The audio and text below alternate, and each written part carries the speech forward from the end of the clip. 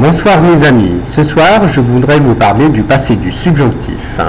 Le passé du subjonctif est pour des situations où on parle d'une action qui a lieu avant l'action de la proposition principale.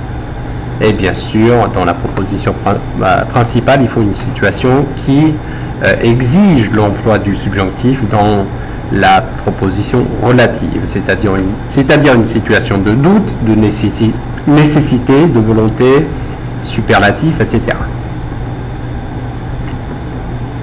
Maintenant, s'il vous plaît, notez sur votre feuille de papier ce que ces phrases ont en commun en ce qui concerne la chronologie des événements décrits et la nature de la situation dans la proposition principale. Est-ce une situation de doute, de certitude, de volonté, un superlatif, une situation où l'antécédent est inexistant ou dont on doute de l'existence de cet antécédent, etc. Marie est désolée que son professeur soit tombé malade. Quelle est la nature de la situation dans la proposition Marie est désolée que, ou Marie est désolée? Et quelle est la chronologie des événements dans cette phrase? Je doute que Hassan regrette qu'il ait tiré sur sa sœur dans le conte. Quelle est la nature de la situation dont je doute que? Et quelle est la chronologie des événements? Il est certain qu'elle a aimé le concert. D'abord, est-ce qu'il y a du subjonctif dans cette phrase? Quelle est la nature de la première partie de la proposition principale? Il est certain que. Et quelle est donc la chronologie de cette phrase? Finalement, je voulais qu'il soit là. Encore une fois, pensez à la chronologie et quelle est la situation décrite dans la proposition principale. On emploie le passé du subjonctif quand on a une proposition principale qui exige l'emploi du subjonctif dans la proposition qui suit. Comme d'habitude, il faut avoir une situation dans la proposition principale qui sera suivie du subjonctif.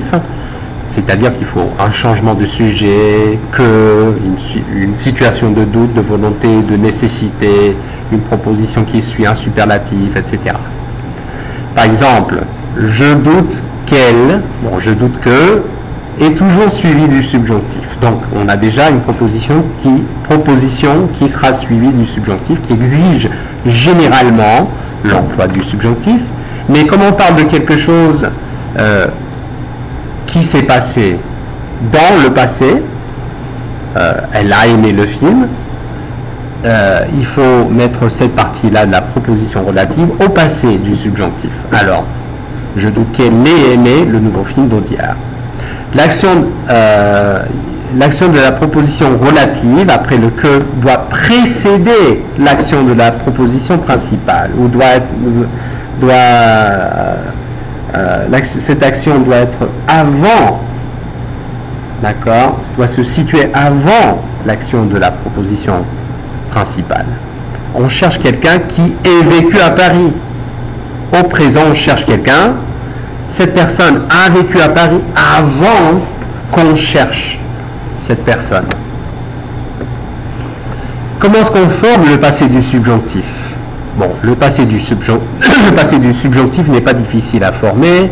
On forme le passé du subjonctif, c'est un temps composé comme le passé composé, mais on change le verbe auxiliaire au subjonctif. Donc au lieu d'avoir j'ai pris à l'indicatif, on a j'ai pris, j'ai au subjonctif. Que je sois tombé au lieu de que je suis tombé. Tout ce qu'on fait, c'est qu'on écrit notre proposition comme au passé composé, mais avec l'auxiliaire au subjonctif. Bien sûr qu'il faut faire l'accord, comme d'habitude, entre le participe passé et ceux qui précèdent le sujet, dans le cas des verbes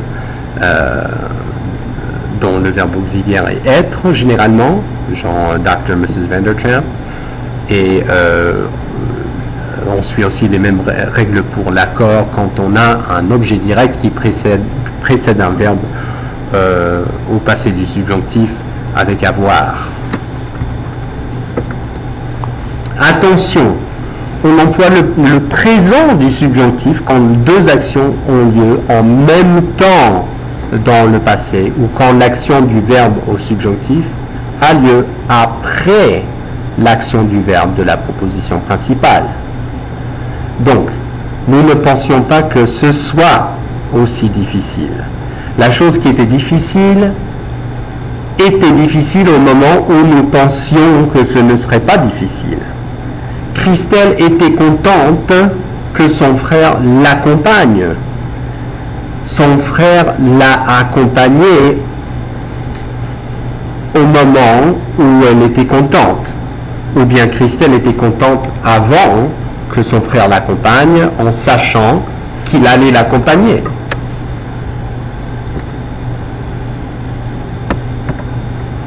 Voici donc un petit exercice. Complétez les phrases en employant les verbes entre parenthèses au subjonctif, au présent du subjonctif, au passé du subjonctif ou à l'indicatif, au présent ou au passé composé, selon le cas.